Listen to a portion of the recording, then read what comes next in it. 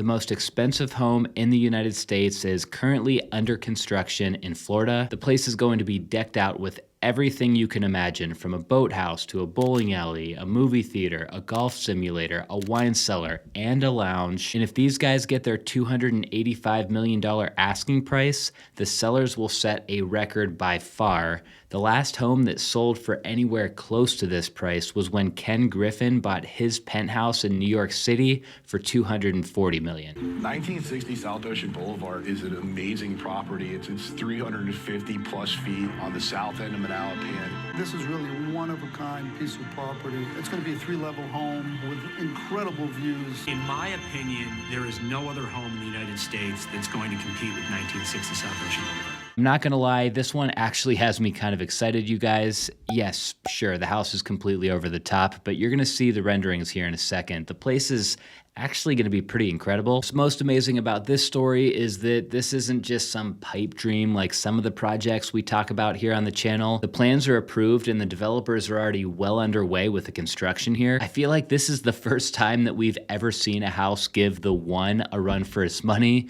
Today, let's talk about 1960 South Ocean Boulevard. Okay, starting with the location, this is about as premium as you can get. The property is located in the ultra exclusive and prestigious town of Manalapan, with the lot itself featuring a total of 700 feet of water frontage when you combine the intracoastal and the oceanfront sides. For anyone not familiar with the area, Manalapan is this small town in Palm Beach County, and it's really small. As of the last census, the total population was only about 429 people. These people, though, are some of the richest of the rich. Tony Robbins has a house here. Not to mention, if you buy the house we're talking about today, you're gonna be neighbors with Larry Ellison, the billionaire who dropped $173 million for a compound in Manalapan back in 2022. Let's take a look at the map really quick first, and then we're gonna look at the listing and all the renderings.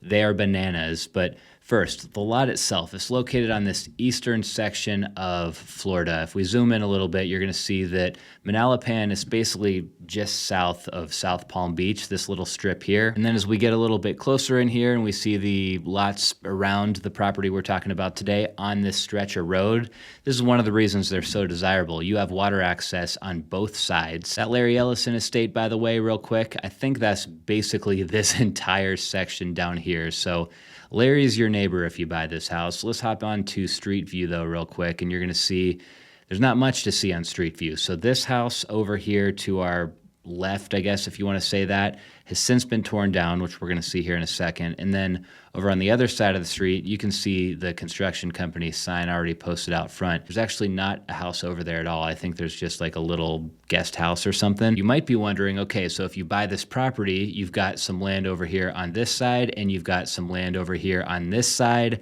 Why would anybody want a piece of land that's split by South Ocean Boulevard? Well, give it a few minutes. We're gonna get into how that problem is going to be solved by the developer. Now on Zillow, I've got this filtered by just homes in Manalapan and is sorted by high to low. So we've got our property of the day here at the top for $285 million. You can see when I hover over it, it's down here on the south end of Manalapan, but this is an expensive area, no doubt. So 95 million is what this one's asking, and that one's not even built yet. 85 million for this house, 79 million for this house, another 79 million, 45 million, 33 million. I mean, it doesn't take long to figure out that this is one of the most expensive places in the world to live. Here's our listing though, and I'm not gonna lie, no matter how many of these videos I make, I can't even get used to the fact that we're seeing these types of asking prices on homes nowadays. Like, it feels like just a few years ago, it was shocking to see a 9-figure price tag, like a home at 100 million or above, and now we're 3 times that. Anyway, for specs, we got 8 bedrooms and 16 bathrooms, so not a ton of bedrooms, but a lot of land. We're sitting on 4 acres here, and the build date they're marking is 2028, so I guess they're estimating it's going to take about 3 more years to build. In the listing description, the first paragraph basically shouts out everybody who's attached to this project, from the builder to the architect to the developer, all of that. And then the water frontage, that's another huge selling point to this house for sure. Like I mentioned at the start of the video, we've got the private car museum, a boathouse here, a guest house, an oceanside beach house, a gym and spa, a bowling alley, a paddle court, a shooting range. That's interesting. So we're going underground here, which That's another thing. Like, I've never built in Florida, so I don't know exactly how you do this, but I didn't think it was possible to go underground on a lot like this. You're basically on the water. So you guys tell me down in the comments, how do you put a shooting range in a house like this? Seriously, I'm dying to know. Otherwise, outside, they're trying to build like a resort style of a retreat. So they got a 3,700 square foot infinity edge pool overlooking the water. There's a bunch of lagoons sprinkled about the property. And then, of course, they're going to rebuild the private docks so you can have a place to park your yacht. And one more thing before we get into those photos, check this out. Okay, so price history. These guys just bought this lot in March of 2024 for $27.5 million. I'm actually pretty impressed that they were able to throw together a plan this fast and start construction. Here's what the curb appeal looks like. Very cool modern architecture, although let's be real, once this place is finished, you're not even going to be able to see the house from the street. But interestingly, they're actually putting the house on the intra-coastal side of the street, not the ocean side of the street. I think it just has something to do with how much land they have to work with on either side. The back side of the house just really exaggerates how massive this lot is, because remember, you've got 350 feet, I think, of water frontage on either side. Now, some of you guys are going to hate on this, but I just love it. You know, I love modern architecture. I think it's really cool how they have these different volumes that are sitting on top of each other, and they're wrapped in these different materials. Like this top section's all wrapped in marble. As you walk through the front door, you got this dramatic spiral staircase with a chandelier hanging through it.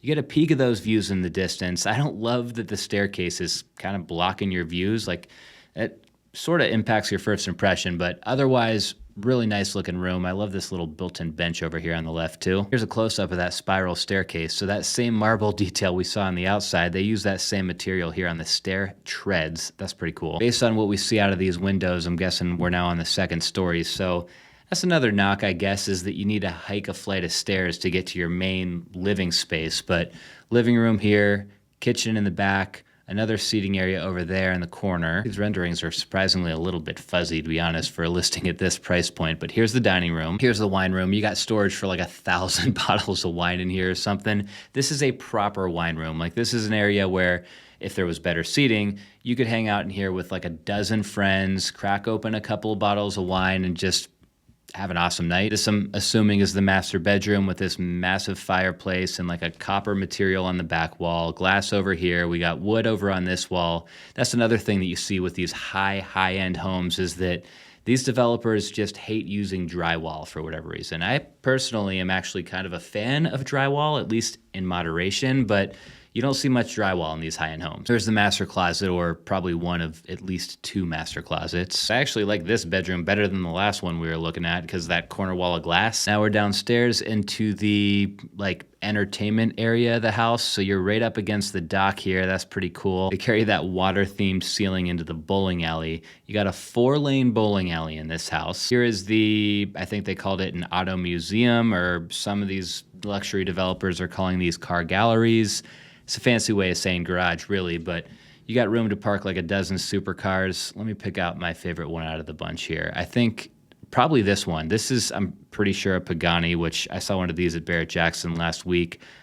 I don't know why. I just love these Paganis. And here's the shooting range, which I've always thought is a pretty cool amenity to have in a house. I actually talked to my brother-in-law about this not long ago because he's big into shooting, and you see people put these into houses out here in Arizona sometimes.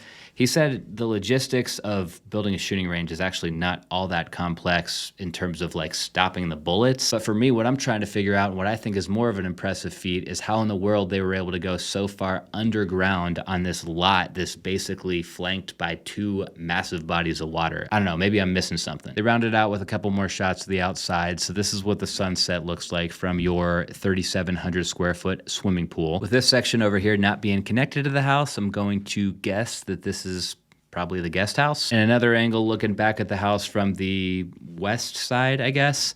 I mean, look, even the dock is baller. This house is out of control. So we looked at the price history here, and we just saw that this developer bought this lot for $28 million less than a year ago. And What is most crazy to me about this whole story is that this is not a custom home build. This is not a build to suit build, meaning that there's actually a buyer already lined up.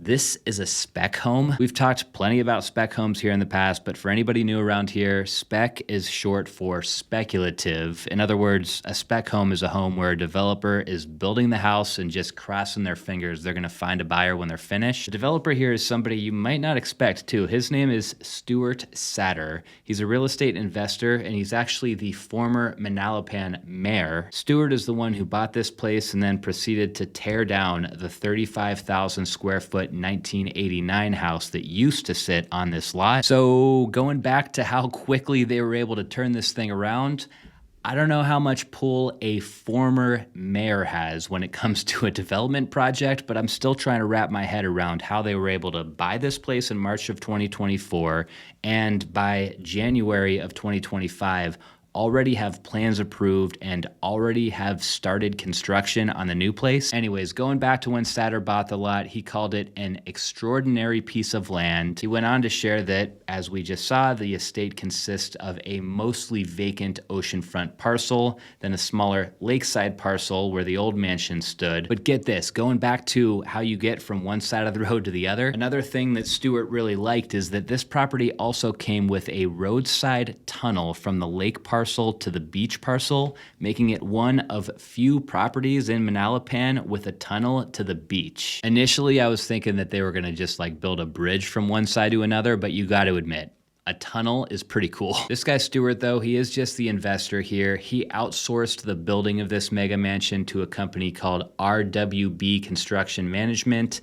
These guys are a luxury construction company that specializes in doing big deals in this exact pocket of Florida. When you look at their Instagram or their YouTube page, you'll see tons of houses along this Manalapan stretch that they've been involved in either rebuilding or remodeling. They're clearly experts in managing big construction projects around here, no doubt about that. And I know a second ago I was suggesting that maybe being the former mayor had something to do with getting the plans through the city so quick. But another factor here could be just that RWB has done so many luxury builds in this area. I mean, when a construction company focuses most of their attention on one specific pocket like this, they start to really understand what the city is looking for in construction documents. They get to know the most important people around the city. And because of that, builders like this do tend to get their plans approved a little bit faster than if some random no-name spec builder just came along and wanted to build this thing. Anyways, it's pretty iconic to be able to have your construction company's name tied to the most expensive property in the United States. So these guys have definitely been gloating about that a bit online lately, and for good reason. Just in case you guys were curious, like I kind of was, check this out. So Rob Report just put together an article a few weeks ago titled "The 25 Most Expensive Homes in the World for Sale." The house that we're talking about today obviously made this list, but surprisingly, it is not the most expensive house in the world right now. We're gonna go through this list pretty quick because there's a lot of them here, but we'll start with this penthouse at 432 Park. They're asking $105 million for this place.